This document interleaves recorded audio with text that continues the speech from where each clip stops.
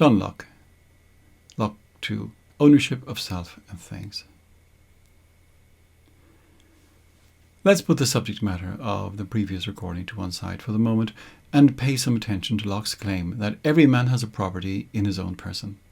This nobody has a right to but himself. You not only control your body as a matter of fact, but you and only you have a right to do so. Because of this right, you have a property in yourself. That is, a right to dispose of yourself without interference by others, subject only to God's preeminent ownership of all creation. And here we come upon one of the most famous images in all political literature. Not only does man have an exclusive property in himself, but the labour of his body and the work of his hands, we may say, are his property. Whatsoever then he removes out of the state that nature hath provided, and left it in, he hath mixed his labour with, and joined to it something that is his own, and thereby makes it his property. It being by him removed from the common state nature hath placed it in, it hath by this labour something annexed to it that excludes the common right of other men. For this labour being the unquestionable property of the labourer, no man but he can have a right to what that is once joined to. The basic idea here is that I have an exclusive right to the disposition of my body and my body powers, and so also to that part of the external environment that has been significantly modified, improved in the terminology of the period, by my action upon it. This image of mixing one's labour with natural objects has been the target of much criticism, not only from those opposed to the very notion of private property, but even from those who are broadly sympathetic to Locke's approach. Locke's theory runs into difficulties when one attempts to explain what is meant by mixing labour with land, right at the Tannehill. Just how much labour is required, and of what sort? If a man digs a large hole in his land and then fills it up again, can he be said to have mixed his labour with the land?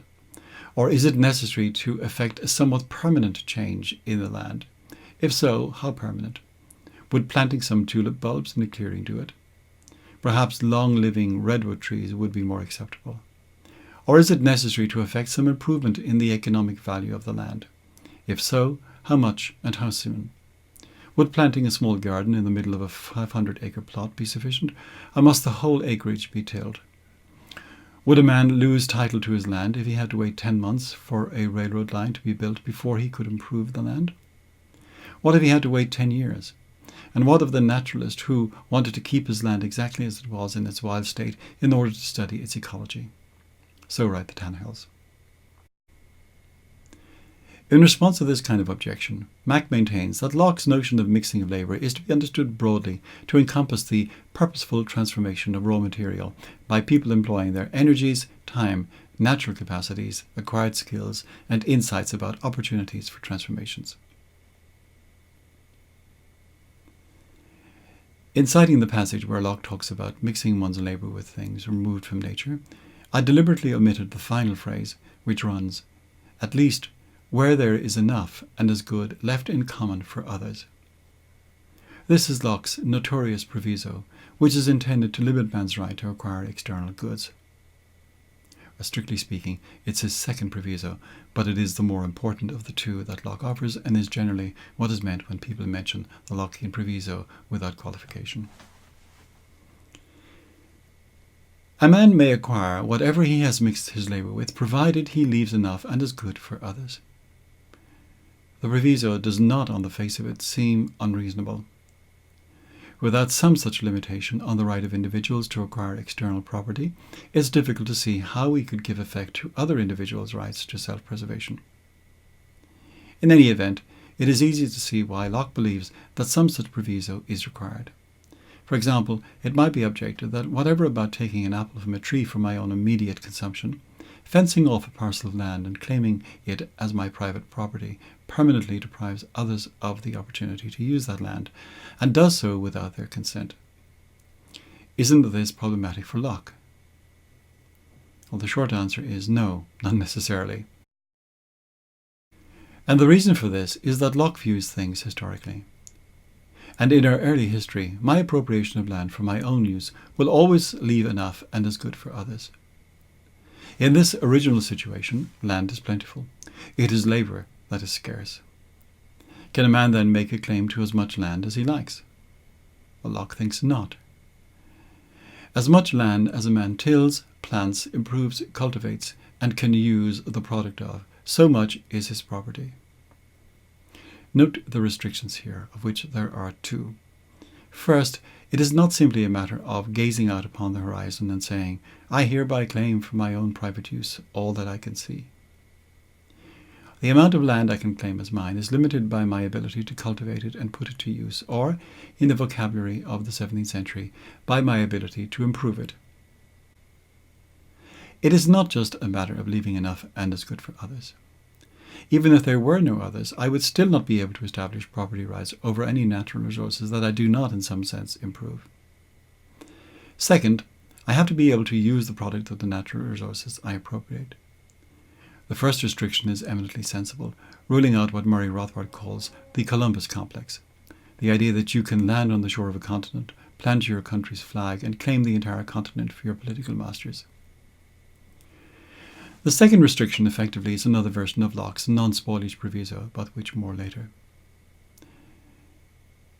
The basic idea in Locke's account of property is that my labour is mine, and if I, as it were, put it into something material, the resulting transformed material is mine. Robert Nozick offered a notorious counterexample to the mixing of labour account. Suppose, he says, that I have a can of tomato juice, and that I pour it into the sea. Does it now follow that the resulting very dilute tomato juice is mine, that I now own the whole ocean? Well, this counterexample is ruled out by Locke's first restriction in two ways. One, the mixing of the tomato juice with the ocean is not an improvement, by which Locke means tilling, planting, or cultivating. And furthermore, it would fall foul of the Columbus complex. More pertinently, perhaps, Locke consistently holds that land in our original state is relatively worthless, while our labour is valuable, so that it cannot be considered strange that the property of labour should be able to overbalance the community of land. For it is labour indeed that puts the difference of value on everything. Although the difficulties created by the Lockean metaphor of mixing one's labour with external resources as a criterion of their ownership have often been pointed out, there nonetheless remains something intuitively attractive about it. If I pick up a piece of driftwood and carve it into a statue of the infant Samuel at prayer, it is difficult to see how the statue could be considered anyone's but mine. The core of the Lockean labour mixing metaphor is that one must do something to acquire natural resources. One acquires nothing by sitting around and looking pretty, and that something must have the effect of altering them or controlling them or demarcating them in some significant way, so as to exclude others from using them. Exclusion is, I believe, the key element in the notion of initial acquisition. It is not enough merely to be the first, one has to be the first in acquiring, and acquiring means appropriating resources in such a way as to exclude their use by others. How this exclusion is to be manifested depends on the nature of the resources appropriated. Something of this notion of exclusion remains in the common law doctrine of adverse possession. If someone without legal title to a piece of land treats it in such a way as to assert ownership of it, say, for example, by building on it or fencing it off from surrounding land, and if the holder of the title takes no action to assert his rights to the land, then the adverse possessor will, after a certain time, be able to assert a title superior to that of the original holder.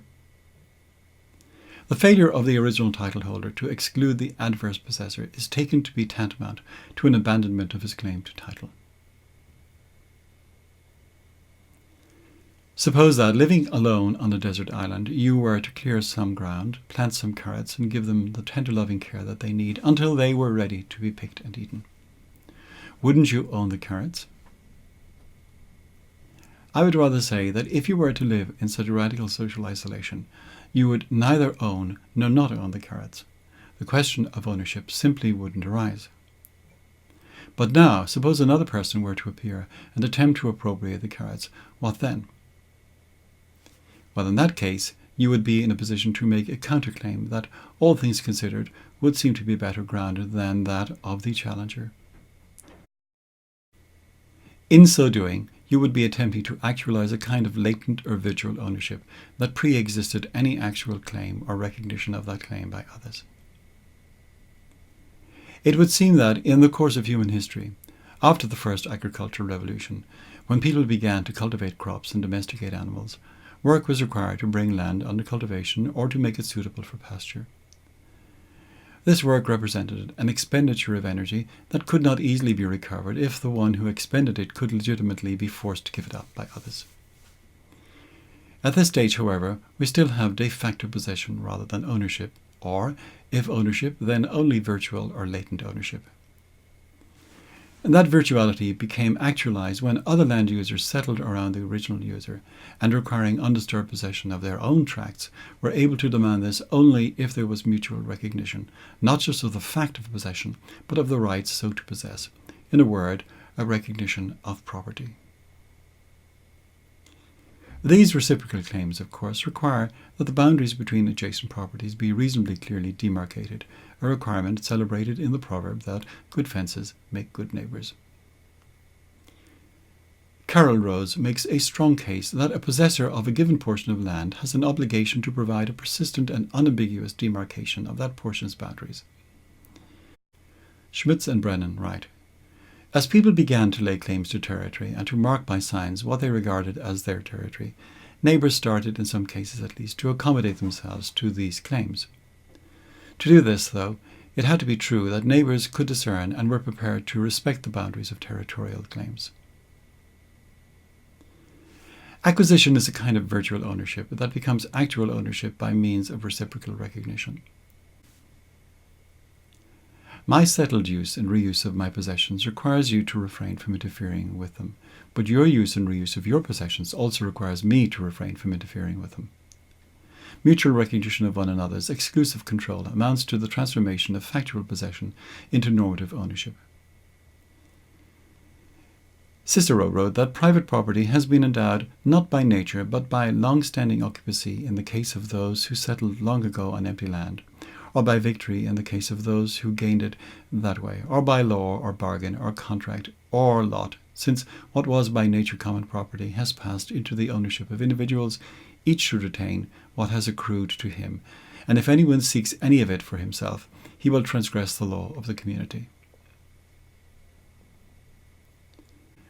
The requirement of reciprocal recognition cannot sensibly be made a universal geographical requirement, but must be limited to one's immediate neighbours in space and time. Recognition of your property claims by those geographically remote is not required. Still less is it the case that your property claims demand the recognition of those yet to be born. The libertarian theorist Linda and Morris Tannehill, who, as we've seen, are sceptical of the Lockean labour-mixing metaphor as a criterion of resource acquisition, question the objectionability of the first-come principle. If the first-comers were ambitious, quick and intelligent enough to acquire the property before anyone else, why should they be prevented from reaping the rewards of these virtues in order to hold the land open for someone else? Primary acquisition does not exclude others for all time, for it is not enough to have the luck and skill to acquire property, one must also have the luck and skill to hold on to it. And if a large chunk of land is acquired by a man who is too stupid or lazy to make a productive use of it, other men operating within the framework of the free market will eventually be able to bid it away from him and put it to work producing wealth. Anthony de Jesse is in sympathy with David Hume, who regarded initial exclusion as a simple matter of fact. For Hume, he writes, initial exclusion is a matter of fact. It happens by first occupation. At that point, society is formed by the first assignment to the present possessor. The morality of these steps is not at issue. The relative valuelessness of unimproved land, where there is effectively no scarcity of such, is, I repeat, a key point in Locke's account. It must be remembered that Locke was, among other things, an economist, and so it is not surprising that he should be sensitive to the relationship between value and scarcity. But even if we were to accept that Locke's account of the relative valuelessness of land is accurate in man's original sparsely populated condition, surely the time will come, indeed Surely the time has come where land is a scarce commodity, so that the appropriation or retention of a parcel of land by one person inevitably disadvantages another, a non-consenting other. And so it is no longer the case that Locke's proviso, that enough and as good be left for others, can be met. How is Locke to meet this looming objection? Locke's response to this objection is to sketch a conjectural history. Starting, as already noted, with the creation of property in a condition of non-scarcity, once land has become relatively scarce, not least through the invention of money, the several communities settled the bounds of their distinct territories and by laws within themselves regulated the properties of the private men of their society, and so, by compact and agreement, settled the property which labour and industry began. This quasi-historical account is important, disputing, as it does, the image common to redistributivists that human beings have, as it were, descended from the heavens en masse onto the surface of the earth without antecedents, without history, without any particular attachments. Locke was an economist as well as a philosopher and political theorist. For him, money comes into existence before the formation of political society, resulting from what Adam Smith might have termed our natural tendency to truck and barter. It requires no state or central authority to validate it. Recent historical examples show this to be commonplace. So, for example, in the concentration camps of World War II, unopened packets of cigarettes were used as a medium of exchange. Historically, of course, many substances have performed this function: wampum, shells, animal hides, gold, silver, and the like. Locke fixes on gold, silver, and diamonds as the lasting media of exchange that men can use without spoilage. The introduction of money into society has a similarly drastic effect of man's condition as did the introduction of the serpent into the Garden of Eden. The natural limitations of man's condition was altered inexorably. Above all, land became scarce, and the accumulation of wealth, and hence disparities of wealth, became possible. As different degrees of industry were apt to give men possession in different proportions, so this invention of money gave them the opportunity to continue and enlarge them, writes Locke. In acceding to the use of money, men have agreed to a disproportionate and unequal possession of the earth, they having, by a tacit and voluntary consent, found out a way how a man may fairly possess more land than he himself can use the produce of, by receiving in exchange for the overplus gold and silver, which may be hoarded up without injury to anyone, these metals not spoiling or decaying in the hands of the possessor. The point of the first non-spoilage proviso may not be immediately obvious. Locke writes, "As much as anyone can make use of to any advantage of life before it spoils, so much he may by his labour fix a property in. Whatever is beyond this is more than his share and belongs to others." If, as seems to be the case, Locke's general account of property acquisition is premised on the fact of abundance, then the spoilage of my produce can have little or no effect on what is available to others. If it did, it could only do so in conditions of scarcity, and in that situation, how is Locke to justify the acquisition of property in the first place?